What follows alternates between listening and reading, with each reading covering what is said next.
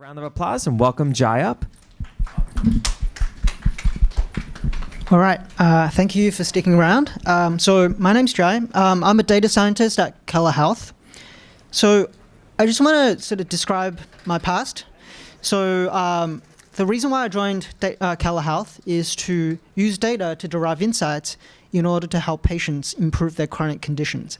And before that, I was a postdoctoral researcher at UCSF, and where I was actually investigating biological intelligence, so recording signals inside the brain to try to understand cognitive processes.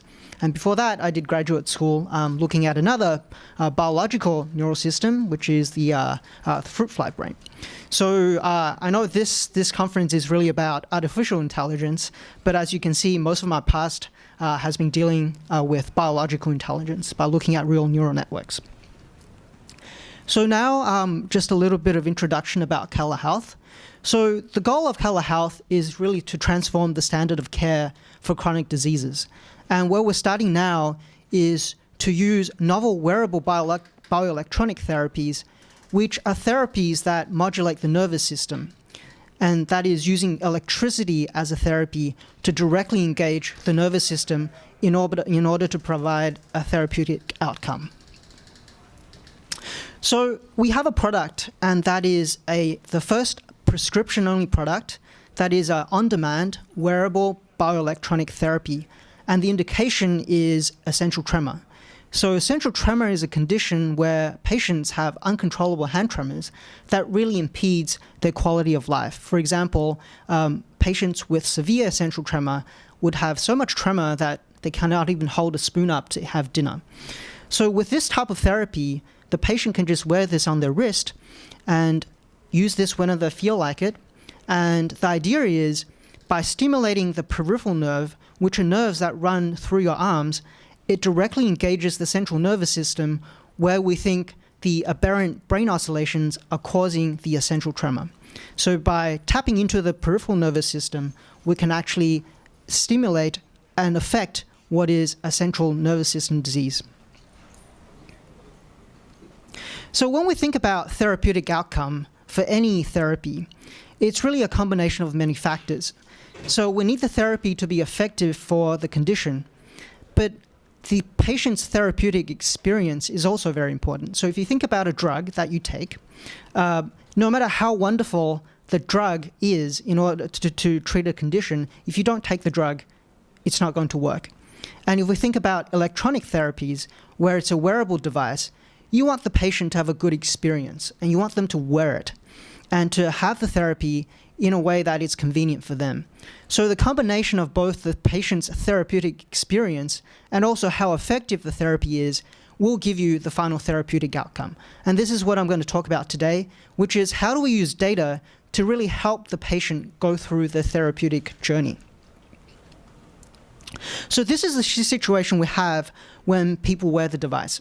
So we have a population of patients that have essential tremor, and they have this device, so they wear it at home and use it on demand.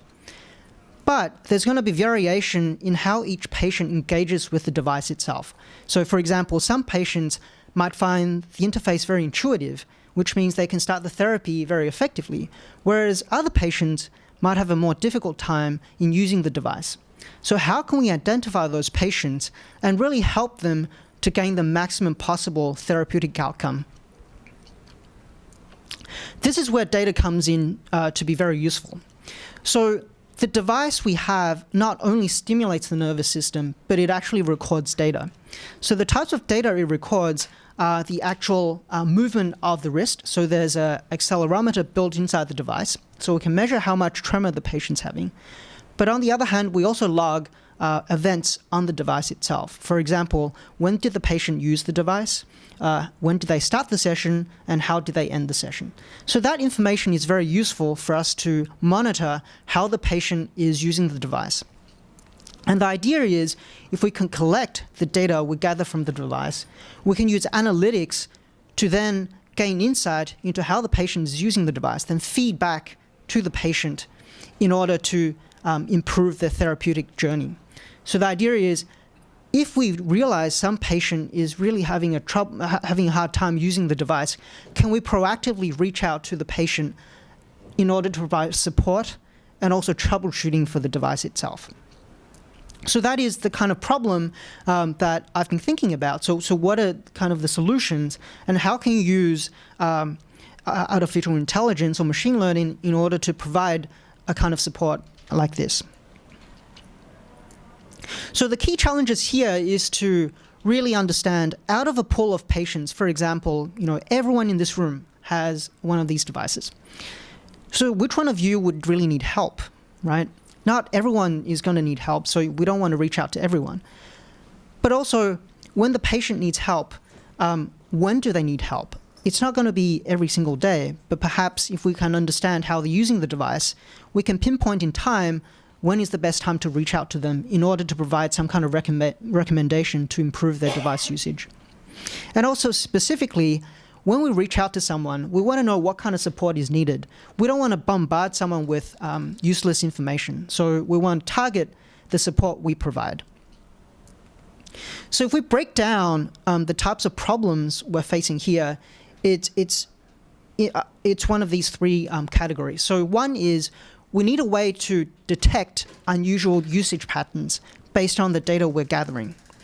The goal is to classify these usage patterns. And then based on which group of these patterns belong to, then we want to recommend the correct actions, right? So these are the steps that we think will allow us to address these three critical questions, which is identify the specific patient that needs help, when does the patient need help, and also what kind of help they need. Okay, so what I'm going to talk about today is more of a proof of concept and ongoing project that I've been involved in. So it's using data that were gathered from a clinical trial run by us. It's actually the largest clinical trial for a wearable therapy for essential tremor. It had 263 patients, and what we did was, it's an at-home trial. So this is a real-world evidence trial where we gave the subjects the device, and the clinical trial was for 90 days. So the patients were instructed to use the device twice a day or more, and we collect the data. And of course, we inspect the patient-device interaction data, which is the logs themselves. Okay, so the first thing I'm going to do is just to tell you about some of the approaches I've taken to detect usage anomalies. So this is a typical usage pattern for the device itself. So what the patient does is first, the device will ask the patient to measure the tremor. So the patient measures the tremor for 20 seconds. Then the stimulation will start for 40 minutes. And then at the end of the stimulation, the patient is asked again to measure the tremor. And this allows us to understand if there were any changes related to the therapy itself in terms of how it affected the patient's tremor. And then we also ask the patient to provide a subjective rating. And this is all done on the device itself. And the way we log these events is we have specific event markers that mark specific time points in this interaction sequence. And for the sake of simplicity, I've just abbreviated each of these time points using a single letter.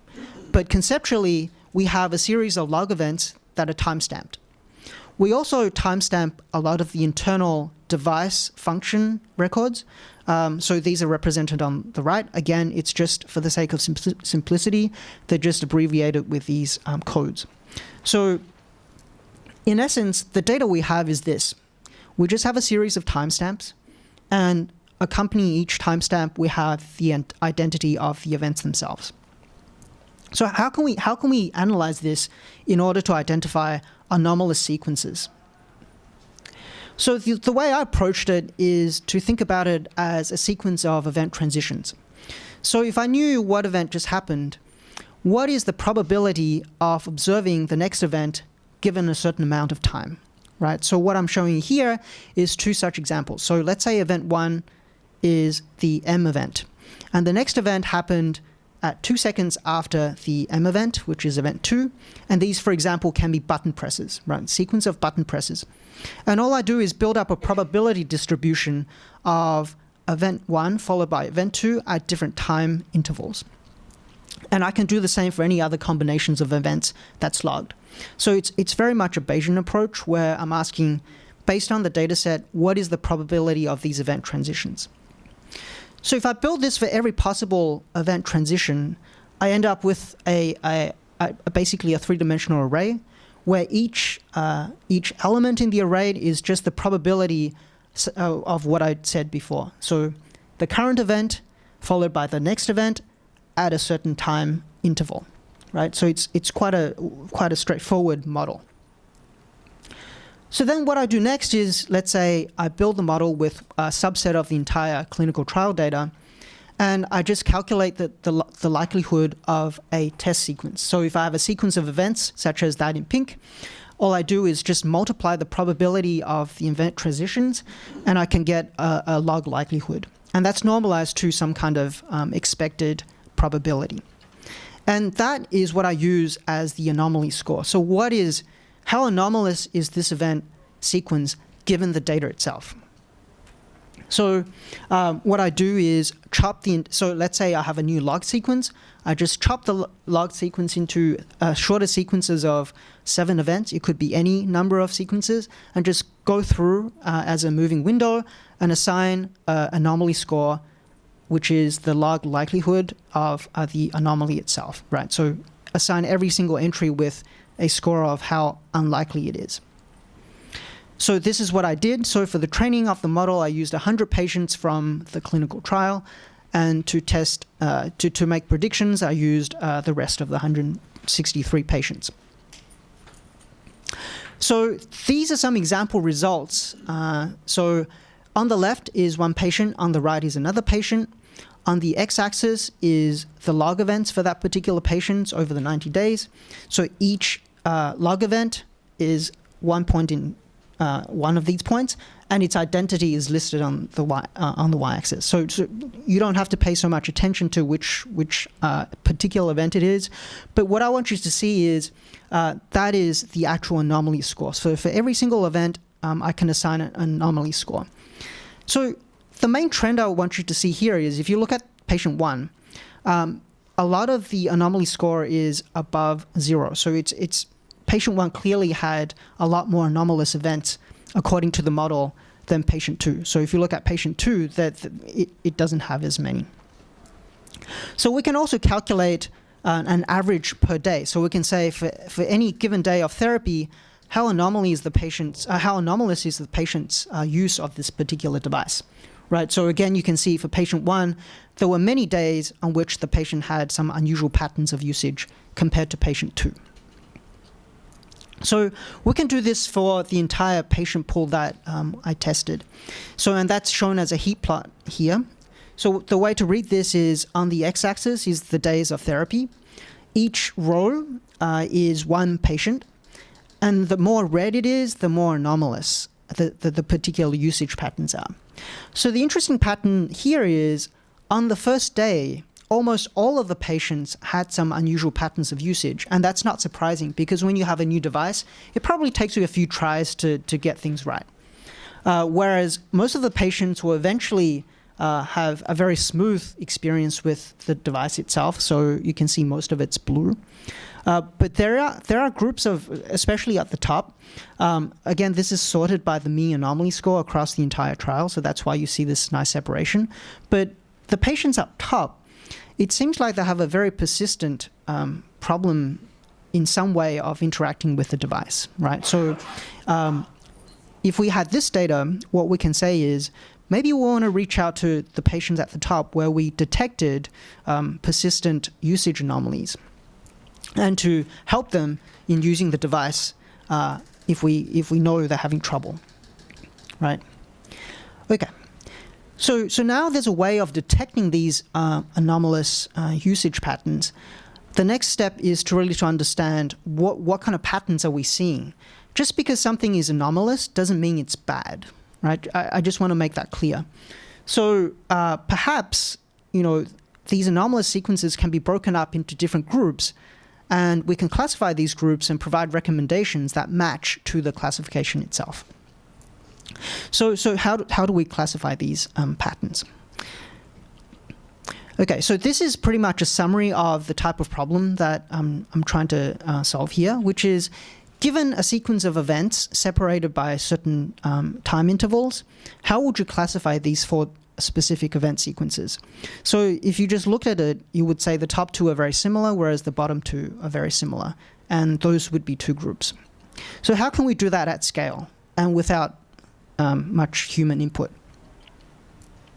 The algorithm I ended up choosing is self-organizing maps, which is it's an unsupervised dimensionality reduction method, and it basically maps all of your input data into some kind of topographical map. And this map then tells you which sequences are close to each other in space. So as you've heard, a lot of effort in machine learning is really into how to prepare your data so it's AIzable. Here, I played around with quite a lot of parameters. So basically, how do you encode a sequence of event like this, right? So we have events and also the intervals between these events. So how would you encode it? So what I ended up doing, at least for this, is to say we have event identities. So there are 7 events in the sequence. And I just did one hot encoding of each event. We have 11 events in total. But when it came to the time intervals, so I had to play around with that a little bit. So what I ended up doing was for the 6 time intervals, I log normalized the time and then scaled it from 0 to 1. I can explain in more detail why I did that, but I'll save that till later. And so I used this input and just put that into the self-organizing maps, and this is what you get in the end. So this is a topographical map of the trained model itself. So the way to read this is the lighter colors actually correspond to further distances. So each point on this plot is a neuron, and the neuron itself has a certain preference for certain sequences. And what happens is you ask, what's the neighboring neuron doing? Is it recognizing a similar sequence or not? So basically, if you see patches of dark colors, that means the neurons in that patch are recognizing similar sequences, whereas the lighter colors means borders, so that they're sort of more distinct sequences. So then what we can ask is that true? So what I did was to just ask, out of the sequences are used in the training data, if I ask what sequences have been mapped to a particular neuron on this topographical map, I should expect most of them to look similar. And this is indeed the case. So if I zoomed in on one particular neuron and just ask, what sequences did it pick up? And I'm just listing some of the sequences it's picked up. And again, the exact details are not so important here, but what I want you to see is it's picking up letters and numbers that are more or less similar, right? So what about its neighbors? It's very similar. It's exactly they share a lot of similarities. So this way of using this unsupervised method of classifying these sequences seems to work. Okay, then well, great. Now we can group sequences together, but how do we know which ones are good or bad? Right. So this is where we can use the anomaly score before to then superimpose on the topographical map. So for every neuron, I then ask, what is the average anomaly score for each of these sequences? Right. Then I just plot that on top of the topographical map and say, so the way to read that is the darker the red, the higher the anomaly score. Right. So if we compare what I've just shown you, so the sequence preference for those neurons, you can see those are actually normal sequences because they're very low in the anomaly score. So then, how can we classify a new log sequence? So what I did was to just say, here's a new log sequence. Where does it map on this topographical map? And this happens to log in this particular, this log seems to be recognized by one particular neuron in this topographical space. And then I can do exactly the same for multiple new sequences. And so these are some examples for patients where I've chopped up all of the patient's logging data, and I just say, for all the sequences that have high anomaly scores at a certain threshold, where do they map in this space? So you can see pretty clearly patient 1 and 2 do not have as many anomaly events as patient 3 and 4, but they also kind of look similar to your eyes, right? So patient 3 and 4, they have anomaly sequences that map to certain parts of this topographical map. But these two areas particularly sort of up on inspection. So right now it's still more of an exploratory stage, but looking at these patterns, you can see there are certain clusters that appear in these patients, right? So then looking more closely at these sequence classification and groupings, they seem to also fall in places where there is a high anomaly score. So then we can ask, what is so special about these sequences that have been clustered together and have a high anomaly score? So if I just picked a neuron in those particular regions and ask, what are the interaction sequences from the patient that are being detected there, I can see on the top, by reading the sequences, I can tell that these are sort of sequences that suggest the patient's actually, the device actually terminated the therapy, right? The device recognized there was some error and it terminated the therapy for mechanical reasons, mechanical electronic reasons. Whereas for the bottom cluster, if I looked at the therapy, if I looked at the errors, they were actually terminated by the user. So these two clusters have been grouped together and they have very different reasons, right? So then the idea is, if we sort of go through this map and to sort of look at the sequences that's been classified as anomalous, and we need humans here, right? Because these algorithms, all they do is group things together. They don't tell you what is the reason for the grouping. And then we can then go back and say, for these particular groupings, we can then think why. What is the underlying reason for these sequences that are anomalous? For example, if the therapy was terminated by the device, the most likely reason is because the device didn't have enough skin contact. Because this is an electronic therapy, there needs to be a current that's being passed from the device to the skin, a unique contact for that. And the device recognizes times when there is no contact with the skin and terminates the therapy.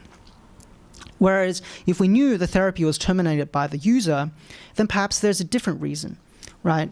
And it is possible that there might be some kind of stimulation discomfort. And then in that situation, we would provide a different kind of recommendation.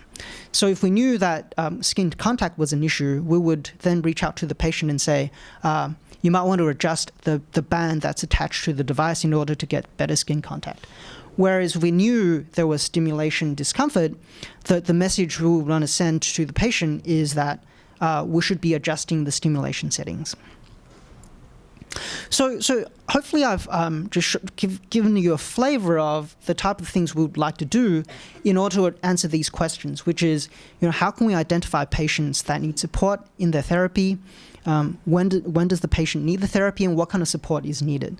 So by detecting unusual patterns of usage and classifying, and then provide a recommendation on the actual classification, we can really try to help the patient with the therapy. And the idea here is we use this platform then to decide which patients to contact and then provide them with personalized recommendations.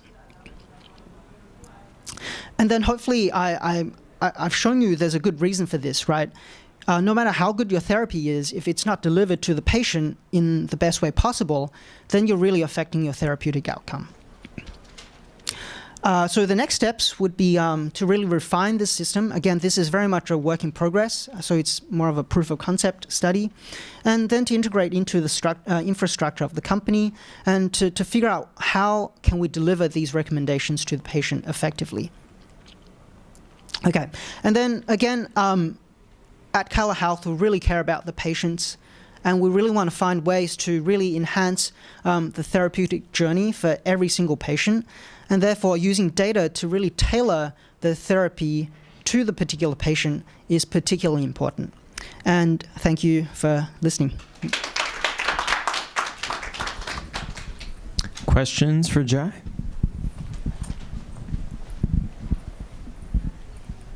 Thank you. That was an excellent presentation. The clinical trial that you mentioned early on, well, first off, the Trio device, is that FDA approved already? It's FDA cleared. Okay. It was just, so it's very recently on the market. So about a month ago, we started actually selling the device. So the clinical trial that you'd mentioned previously, was that real world data that you actually used as part of a submission to the FDA? That was after the submission, yeah.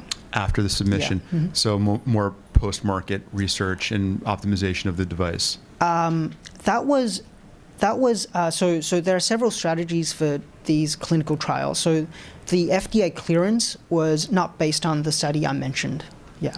Okay. So can you just, at a high level, possibly take me through what it took to get that product FDA approved and what kind of data sets and strategy that you took to get to that point? So I wish I could say more about it. It was not, that area is beyond my area of expertise. I can talk about it with you maybe briefly afterwards. Yeah, it's really not my area. Yeah. Hi. So you showed the sequence, but also the time between the events. How important was the time of event versus the exact sequence to place you in a different cluster? Yeah. So that's a really interesting question. So I've thought about this, right? So you can actually adjust the importance. So the reason why I normalized it, so I normalized the time as a logarithmic transformed and scaled to 0 and 1. So for example, the one-hot encoding treats the values as 0 or 1, whereas the normalized time is also in the range of 0 to 1. So if I think time is more important, I can potentially give more weight to the time and give less weight to the one-hot encoding. So I have built in a parameter in the model to adjust for that. Right now it's just equal, but that's a very good point, and I can play with that parameter. Yeah. Hi, thank you for the talk. Detection of patient contact, is it done in hardware by impedance or something Yes, or it's that's right. Okay. Yeah. So because we're providing a current, that information is inherently built into the device, and we need to make sure the impedance is within a certain range, because if it's not, then there's something wrong, and you'll be pumping a lot more current, and then that's bad for everyone. Yeah. Thank you. So let me just build off his question. Yeah. When you give these devices to the patients, do you monitor remotely, real-time data and intervention? So, thank you for asking. I didn't go into too much detail about that part, but the way it works is the device itself has a certain memory capacity, and we log the data on the device. And we not only provide the patient with the device itself, but there's also a base station for charging the device. So the idea is every night the patient puts the device itself onto the charging station, and the data is sent to us via the charging station over cellular. Yeah. Yeah. Thank you once again, Jai. Round of applause. I can't wait to try out the device. Absolutely.